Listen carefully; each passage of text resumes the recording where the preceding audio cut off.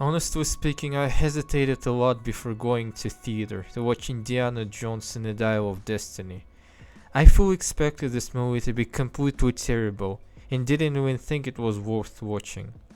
However, I felt pretty curious about all this de-aging stuff that was used in the movie and how far it's gone, so I went to the movie nonetheless. And to my great surprise, I must admit, the movie was not nearly as bad as I expected. I cannot really compare this to The Kingdom of the Crystal Skull, because the last time I watched it I was a kid and all I remember now is just three scenes. The one with ants in the jungle, that scene was truly horrific. One of the worst death scenes in any movie, even though we don't really see death but we know the guy is gone. Another scene was with aliens in a temple that turned into a UFO. And of course the masterpiece that is Indiana Jones surviving nuclear explosion in a fridge. That's all I remember since watching Kingdom of the Crystal Skull, so I can't really comment on that movie. Indiana Jones was a very good and cohesive adventure trilogy. The second one is considered the worst, although I like it the most. And the third one, The Last Crusade, was a perfect conclusion for the series that should have remained in the 80s. But of course someone decided to make more money out of nostalgia. It was a pretty new strategy in 2008 though, and the box office showed that people wanted to see the new Indiana Jones movie. People weren't tired of old franchises coming back yet, and they genuinely had hope for the Kingdom of the Crystal Skull. With the fifth installment, however, this didn't work. In 2008 we didn't enter the era of sequels and remakes yet, so people were kinda excited.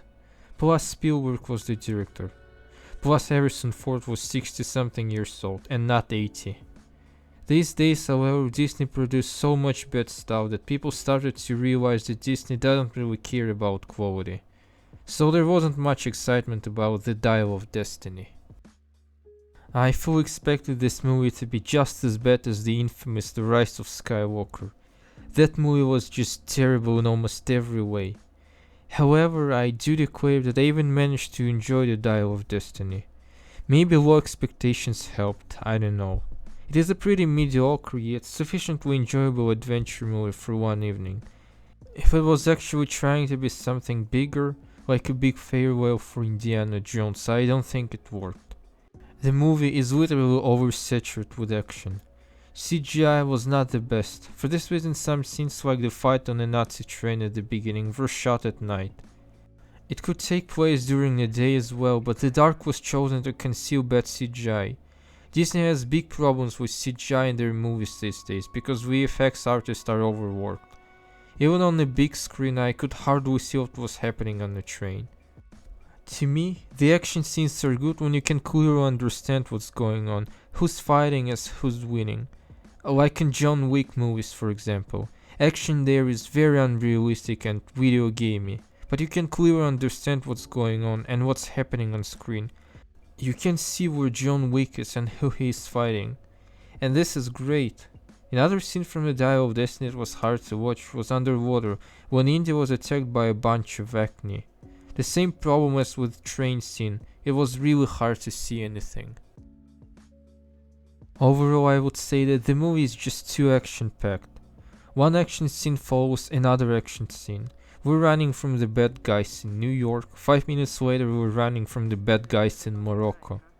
And the action is not really imaginative either, it's mostly just chase after chase.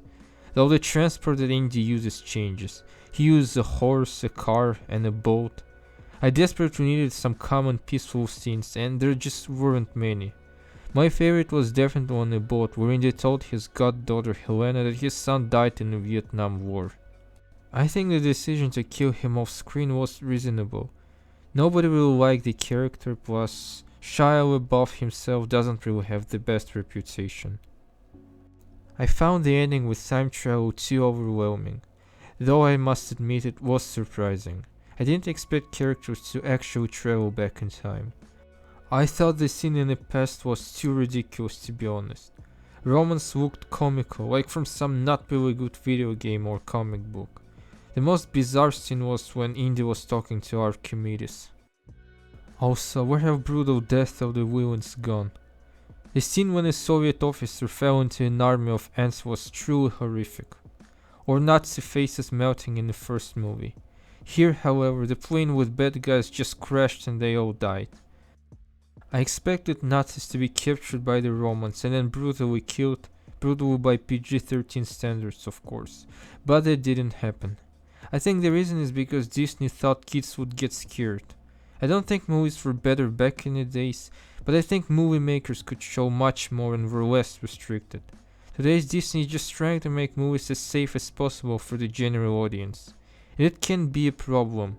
Just compare Raiders of the Lost Mark and The Dial of Destiny scene to scene and you'll see creative differences. However, as I said, I actually found the movie quite entertaining. I miss big adventure movies where characters explore ancient ruins, look for some ancient artifacts, and encounter some supernatural creatures. The last one before Indiana Jones was Uncharted in 2022.